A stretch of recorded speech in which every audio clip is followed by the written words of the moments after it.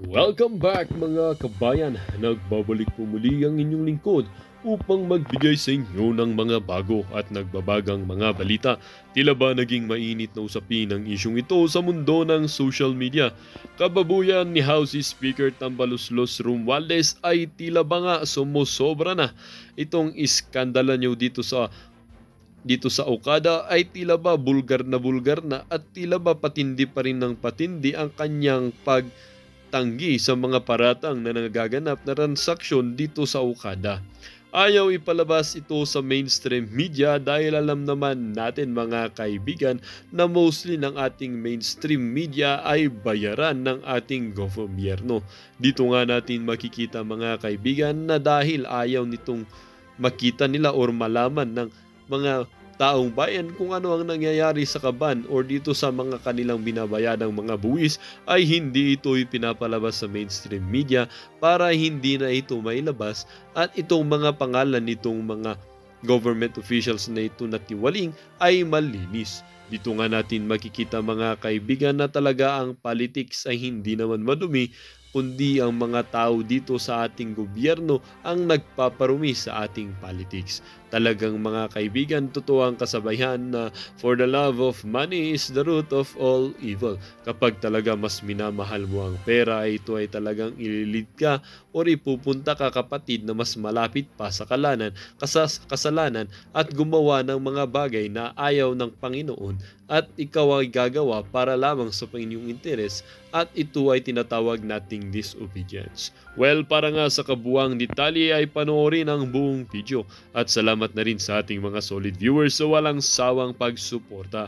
At kung bago naman sa ating channel ay syempre, huwag kakalimutang mag-subscribe, pindutin ang notification bell, piliin ang all upang laging maging updated sa mga bago, totoo at walang bias dito sa channel ng Bayan, ang Bayang Pinas. Huwag din pong kakalimutang mag-iwan ng like at i-share ang ating mga videos. Muli po, maraming salamat.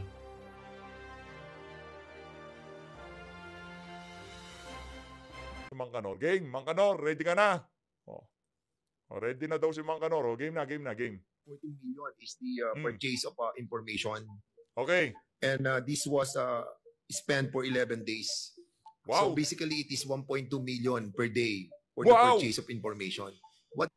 1.2 million per day para daw sa pambili ng impormasyon. Kasi ano ho yan Confidential and Intelligence Fund. Talagang winawaldas ho yung pera na yan para makabili ng impormasyon, para maligtas yung ating mga kabataan sa galamay ng mga masasamang elemento kagaya ng mga makakaliwang grupo at illegal na droga at yung mga nang-aabuso sa ating mga kabataan.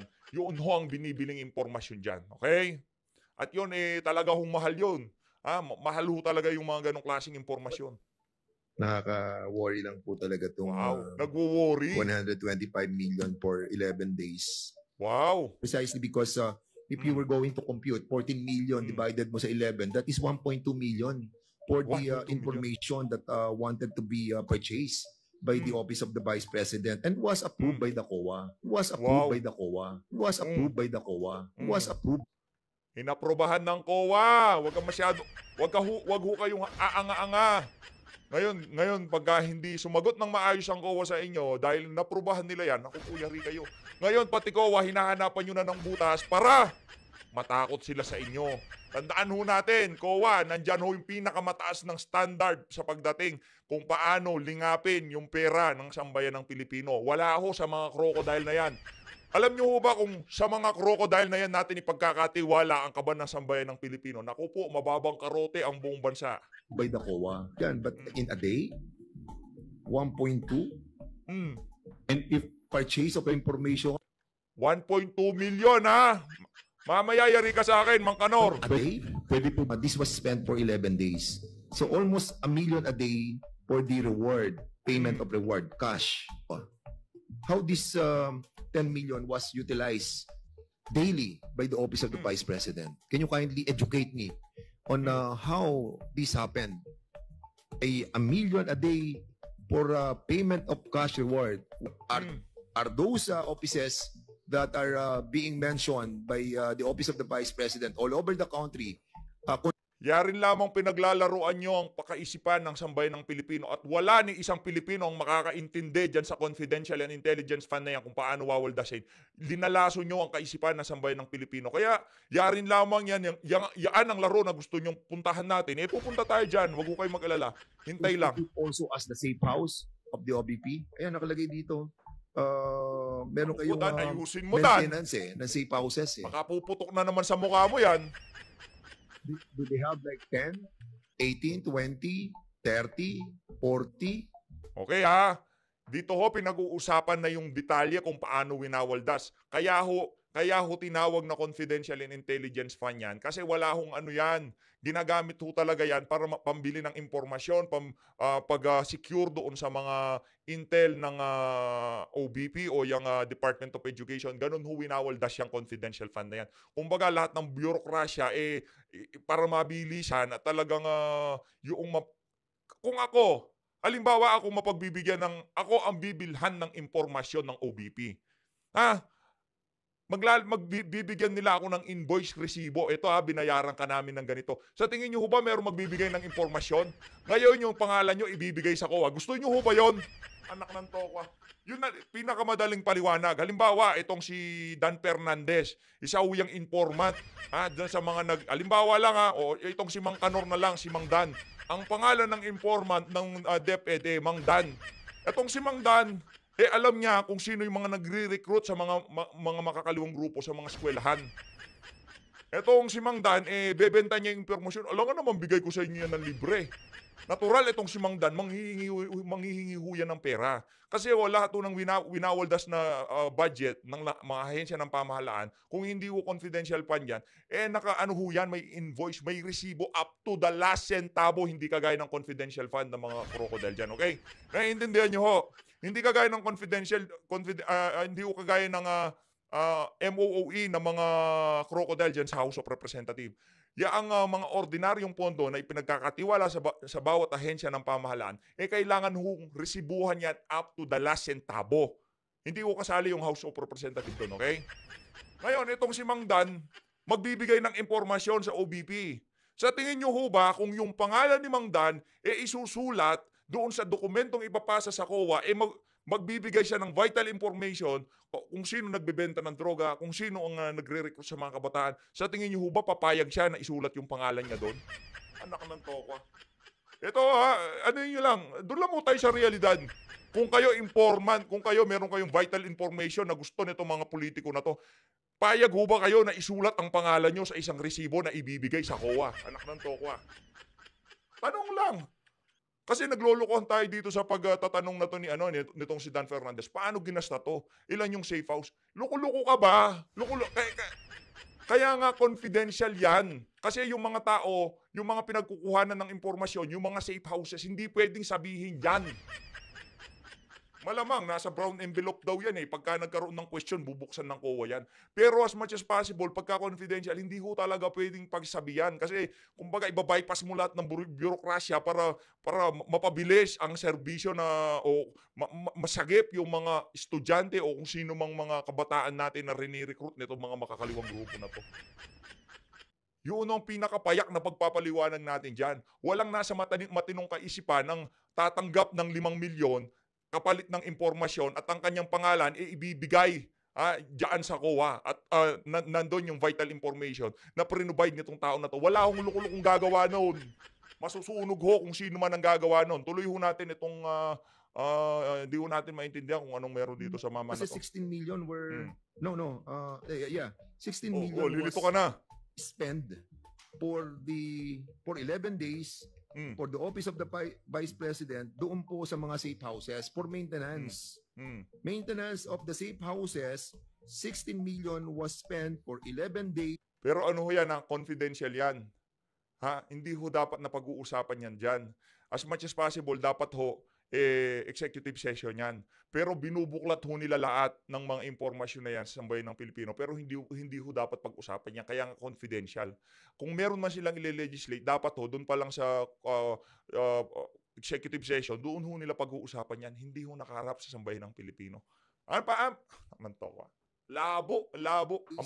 At bakit gumastos tayo ng 16 million? Okay, diretso na tayo sa punto. Si Marcos Jr. nanghihingi ng 10.2 billion for year 2025 para sa kanyang Intelligence and Confidential Fund. Para sa kanyang Intel and Confidential Fund, okay? Sa loob ho ba ng 12 months, magkano ho yung 10.2 billion? Gagasta ho siya ng 800 million per month. I-divide ho natin kung paano wawaldasin yan. Kumbaga, ibibigay ho natin doon sa, i-divide natin yung 10.2 billion pesos in 12 months. Paano ho niya wawaldasin?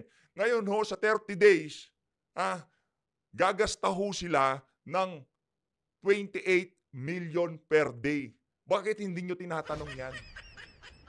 Kasi, hindi ho natin kasi pwedeng i-itemize kung saan wawaldasin ni Marcos Jr. yan. Kasi nga, confidential in intelligence intelligence fund, kumbaga, yung i-divide lang natin yung total amount doon sa buwan na binigay yung pondo na yan. Dosing buwan, 10.2 billion. Divided by 12, equals 850. Mahina ho tayo sa math, kaya kailangan may nakasulat na ganyan. Pero kahit grade 1 ho, kaya hong i-compute yan. Iniiyakan mo yung 1.2 million per day. Pero yung 28 million per day, tahimik kayo, lang yaka. Anak ng toko. Ito na ho mga kababayan. Tuloy na ho natin to kay Ma'am Sas Rogando Sasot. Kaugnay dyan sa skandal ng amo nitong si Mang Kanor, dyan sa Okada. Skandal sa Okada. Pakinggan ho natin ito. Game. Ngayon, game. naalala nyo, okay? Yung kaso sinampan ng 26 Capital laban sa Tiger. Okay? Na-desisyonan ito nung September 7, 2023.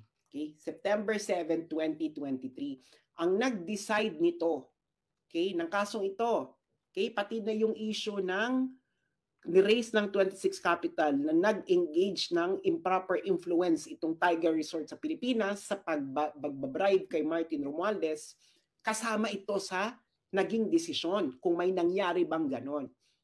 Ngayon, si James Travis Laster ang nagdesisyon nito. Siya ang Vice Chancellor of the Delaware Court of Chancery. Okay? Ngayon, get your pen and paper. Dito ho mga kababayan,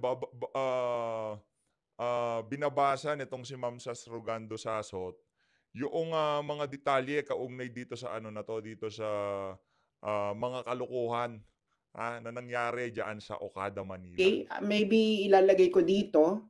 Kumbaga, ilinalatag sa atin, hindi kasi pwedeng puro boka at chismis lang kagaya nitong si Dan Fernandez. Kailangan ho natin ng mga dokumento at yung korte sa Amerika na kung saan tinalakay ang bribery issue na yan dyan sa Okada, Manila. Yan, mas mahalaga.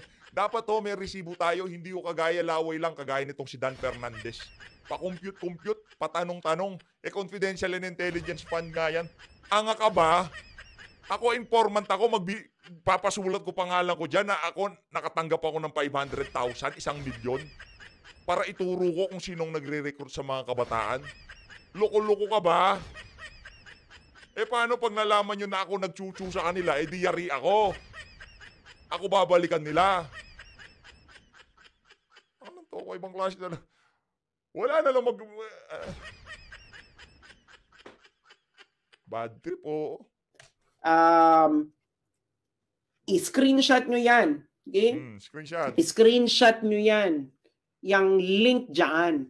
Kasi yung link na yan, yung link mismo ng desisyon na nasa Delaware Court of Chancery mismo. Kaya kita mo, courts.delaware.gov.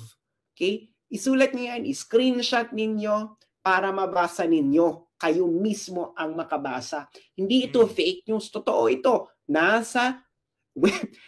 It is a decision na sinulat ni James Travis Laster, Vice Chancellor of the Delaware Court of Chancery. Ito po ay korte sa Amerika. Okay? Korte po ito sa Amerika. Yan, screenshot nyo yan. Okay? Yung mga kakarating pa lang, please. Click share. Pag-usapan nyo itong kayong magpapamilya. Okay. Yan o, dapat natin pinag-uusapan. Crusader ho sila dyan sa House of Representatives. Parang talagang lalabanan nila korupsyon eh. Pero yung kanilang tambaluslus dyan, meron nung issue, nakakalagkad ang kanyang napaka-dirty na pangalan. Napaka-dirty ng tambaluslus na yan, sa totoo Okay. lang. Now, Game. let's now go to the decision. Okay? Okay. Ang pupuntahan natin dito is factual background. Okay. Okay. Dito sa factual background, sinabi dito na ang trial, ito ay umabot ng 5 days. Meron silang 13 fact witnesses, 4 expert witnesses, at meron ding 2,281 exhibits kasama na ang deposition, transcript ng 29 na individuals. So nagkaroon ito ng proper trial para madetermina ang mga Kompleto. facts. Okay? Kita nyo ba yan? Kikita ninyo? Okay. 5 days of trial, 13 fact witnesses, 4 expert witnesses, 2,281 exhibit, kasama ang deposition, transcript, mula sa 29 individuals. Okay, hihimay-himayin natin ito ha. Kaya itong si Martin Romualdez, mali siya na sinasabi niyang fake news ito. Dahil ito ay factual background nung kaso na isinampa ng 26 Capital laban sa Tiger. Okay? Nako, At itong factual factual pala yan. background na ito ay dinetermine ng isang huwes sa Amerika na si James Travis Laster na Vice Chancellor ng Delaware Court of Chancery. Okay. So, ang relevant dito kay Romualdez ay yung page 36. Page Ay, 36 nung desisyon. Grabe, isang isang palakpakan at isang like naman dyan para dito kay Ma'am Sas kasi hindi ho madali ang ginagawa niyan. Palakpakan ho natin. Palakpakan ho natin. Hindi ho madali ang ginagawa niya na yan. Talagang totoong research yan. Di researchan lang. Ganyan ho kagaling yung si Ma'am Sas Rogando Saso. Kaya palakpakan ho natin isa pa. Tayo ho talaga, pagka tayo tinatanong, sino ba ang linulook up mong political vlogger, nasa top ho yung si Ma'am Sas. Walang biro nasa top 3 ho natin yan, si Ma'am Sas Rogando Saso. Palakpakan. Grabe, galing. Ni Laster. At ang title nung part na yon ay yung The Dodgy Bargain. So, himayin natin to paragraph by paragraph. Nako. Okay.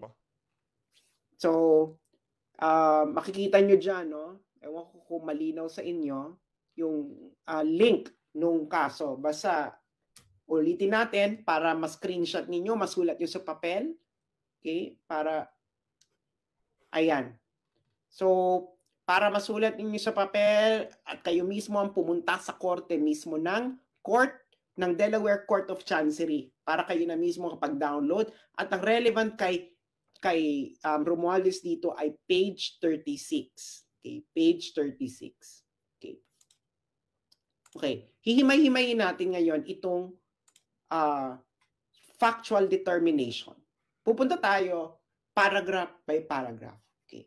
Paragraph 1. Okay, ng part na the dodgy bargain. Ang ibig sabihin ng dodgy ay suspicious, not above board, illegal, pangit, tsaka, ano ba mga pwedeng dodgy? Kaduda-duda, hindi kaaya-aya. Yan. Chararat. Okay. Okay, ito yung paragraph 1. Sabi sa paragraph 1, itong universal at yung tiger. Sa buong video ho natin na to, doon ho ako bumilib doon sa salitang chararat. Galing. Okay. They attempted na makuha uli ang control ng Okada, Manila through a judicial process. Okay? Ngayon, yung Tiger, nag-file na sila ng motion for reconsideration sa Supreme Court. Okay? Kaso nga, nagkaroon ng takeover na yung matandang Okada. Okay. Ngayon, yung pagkatapos ng takeover, yung Tiger, nag-file sila ng supplement noong June 9, 2022 sa Philippine Supreme Court. Yung Philippine Supreme Court, deadma, hindi sila nag-respond doon sa isinampang motion ng Tiger. Ngayon, ito'y paragraphs 2 and 3. Ngayon, nung June 3, 2022, okay? Again, ito ay facts. Facts. Okay? Na dinitermina ni James Travis Laster, Vice Chancellor of the Delaware Court of Chancery, sa isang hearing, totoong trial, hindi ito kangaroo court na katulad sa Philippine Congress. Noong June 3, 2022, si Michelle Lazaro, okay, ay nag-suggest ng isang alternative sa judicial process. Okay? Si Lazaro ay director ng Tiger at corporate secretary rin siya ng Tiger. Okay.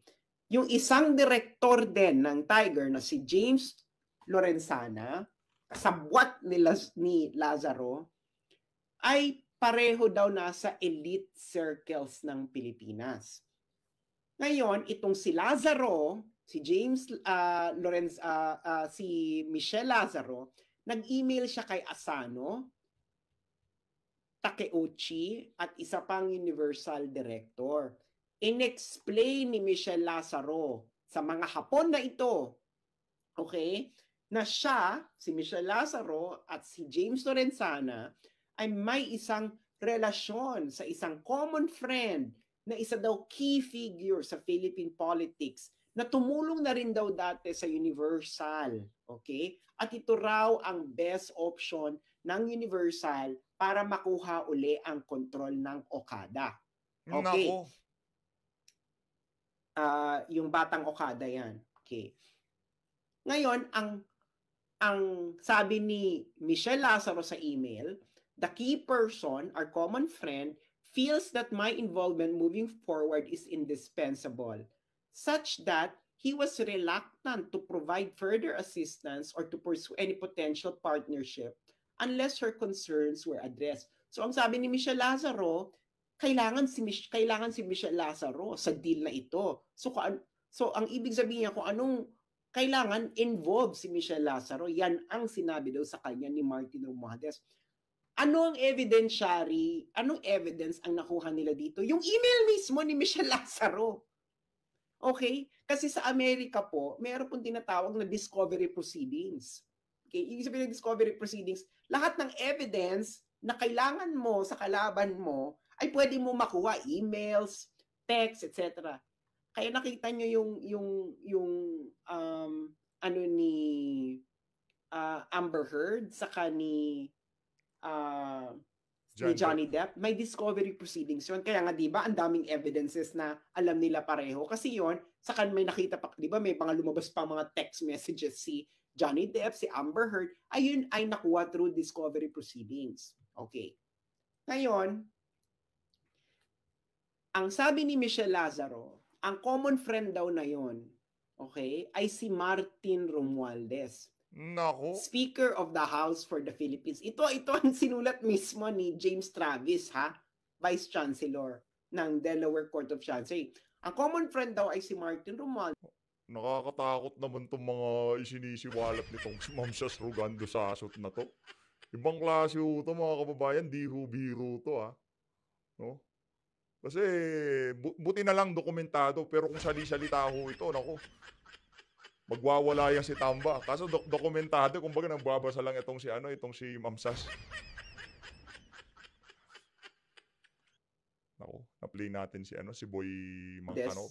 Ang Speaker of the House for the Philippines, nephew by blood ni Philippine First Lady Imelda Marcos, nephew by marriage ni former Philippine President Ferdinand Marcos, pinsan ni Philippine Senator Amy Marcos, at pinsan din ni Ferdinand Bongbong Marcos. Okay? Yang JX674 na yan, evidence yan.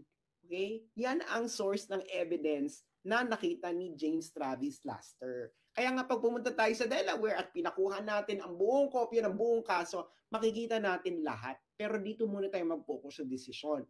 Okay. Ngayon, sabi pa ng ang nakalap na fact ng Vice Chancellor ng Delaware Court of Chancery para ma-confirm ni Lazaro ang kanyang connection. Itong si Lazaro, Michelle Lazaro, nag-text siya kay Takeuchi, yung Hapon, no, ng Universal, ng 2 pictures ni Lazaro kasama si Romualdez. Okay. Ngayon, sabi daw ni Lazaro sa text, yung pangatlong individual doon sa picture ay ang chair ng Philippine Gaming Commission. Sino yan? Si Altenco. Naku Okay. po. Pasok sa Ngayon, larawan sino tong to si si Michelle Altenco. Lazaro at James Lorenzana? At bakit nga ba ito malapit kay Martin Romualdez? Okay. Itong si Michelle Lazaro ito ay anak ni Lolong Lazaro na isang close friend ni Martin Romualdez. Okay, i-google nyo ito. Nung namatay si Lolong Lazaro, itong si natatay ni Michelle Lazaro, itong si Martin Romualdez ay nag-deliver pa ng eulogy sa tatay sa pagsalamay ng tatay ni Michelle Lazaro. Itong si James Lorenzana ay fraternity brad ito ni Martin Romualdez sa Upsilon Sigma Phi. Kaya ganyan sila kalapit kay Martin Romualdez. Okay, paragraph 5. Ngayon, yung email ni Lazaro ay meron daw term sheet. Okay, ito ang mga demands ni Lazaro. Dapat si Lazaro at Lorenzana ay kailangan tumanggap sa Tiger ng $35,000 per month. Okay. Ito yung mga condition ni Michelle Lazaro para si Martin Romualdez ay tumulong. Okay? Ay tumulong. Okay? Kailangan daw si Lazaro Lorenzana ay magkaroon ng bayaran ng $35,000 per month net of taxes. Ibig sabihin, kailangan bawas na yan ng tax, ha? 35,000 net na yan.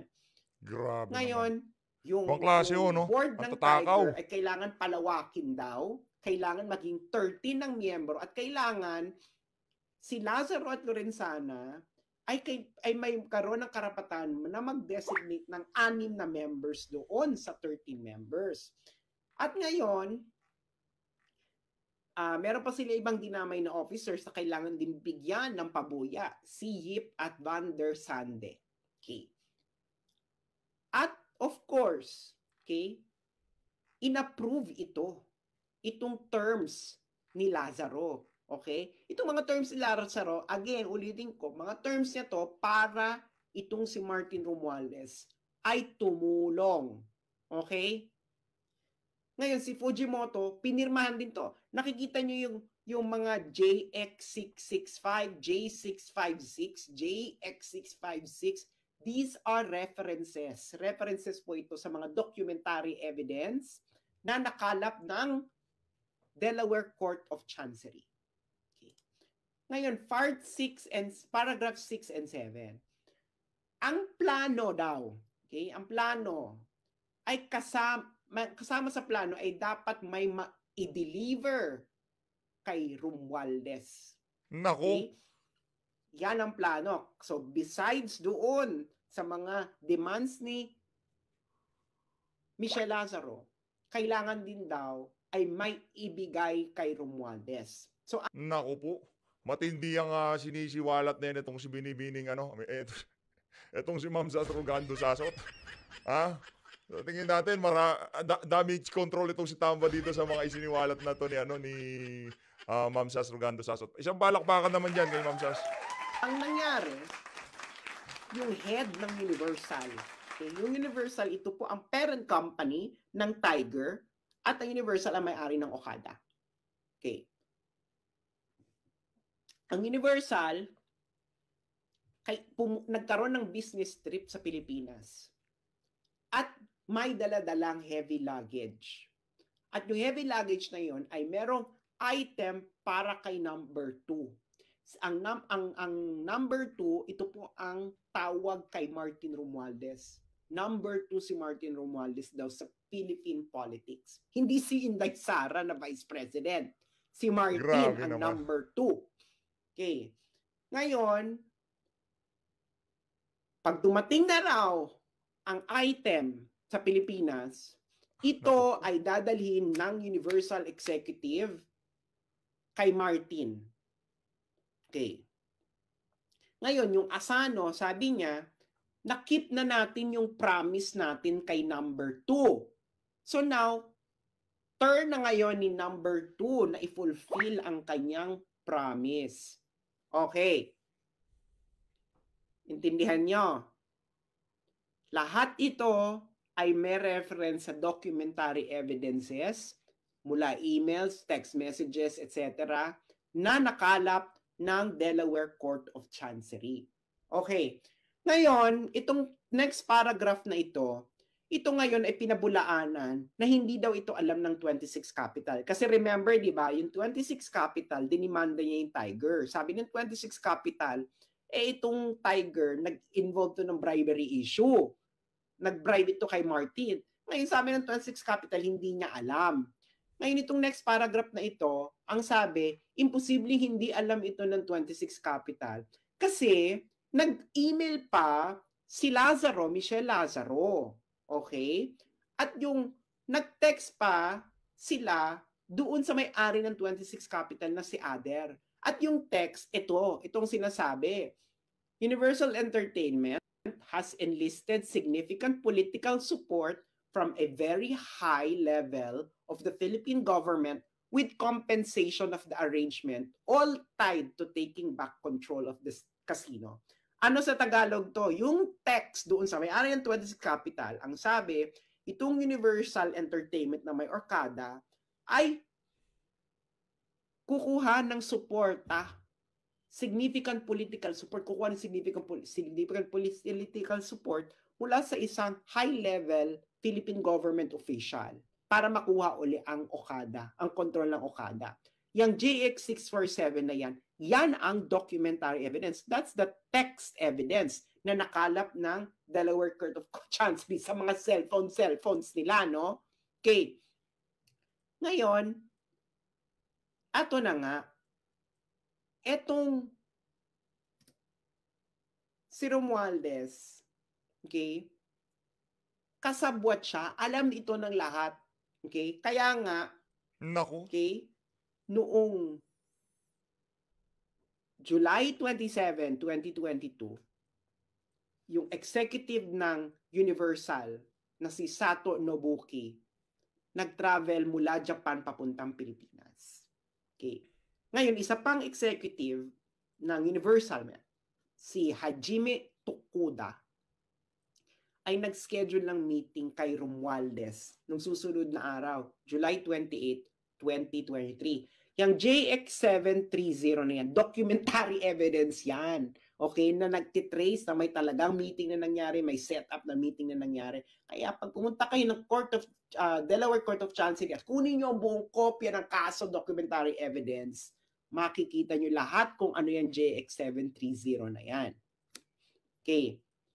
Ang meeting daw ay nagtagal ng 90 minutes. Okay. At ito pa, si Romualdez, before siya pumunta ng meeting, nanggaling pa daw ito sa pag-i-inspect ng earthquake disaster area sa Luzon. Noong July, yung araw na yan, totoo, si Romualdez ay, I think, nasa Northern Luzon. May earthquake yan, di ba? I think he was maybe in Abra or Ilocos, somewhere in the north. Nandun siya, nag-i-inspect. So pagtapos na mag-inspect, pumunta ngayon siya dito para i-meet niya itong mga Hapon para kunin niya ang kanyang heavy luggage. Okay.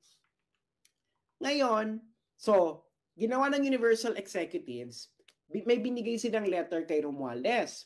Ang sabi ng mga Hapon kay Romualdez, it would be a huge problem if the ruling by the Supreme Court was prolonged any longer. Sabi nila, magkakaroon daw ng problema pag pinahaba, pag tumagal pa ang pag-issue ng ruling ng Supreme Court.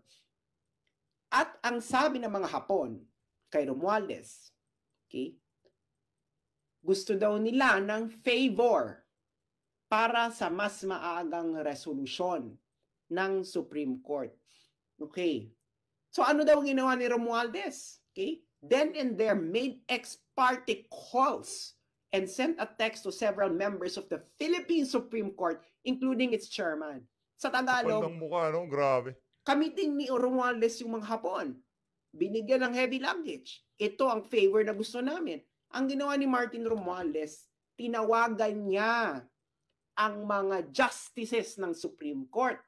Nako. Pati na raw ang chairman. So sino ba ang Supreme Court Justice ng panahon na yan, July 2022? Magsalita ka dahil factual determination to ng korte sa Amerika. Ngayon, sabi ng Universal Executives, yung pressure daw na ginagawa ni number 2 must be working. Okay? Ngayon, ine-expect nila yung intervention ni Romualdez mag-i-end ng takeover nung matandang Okada.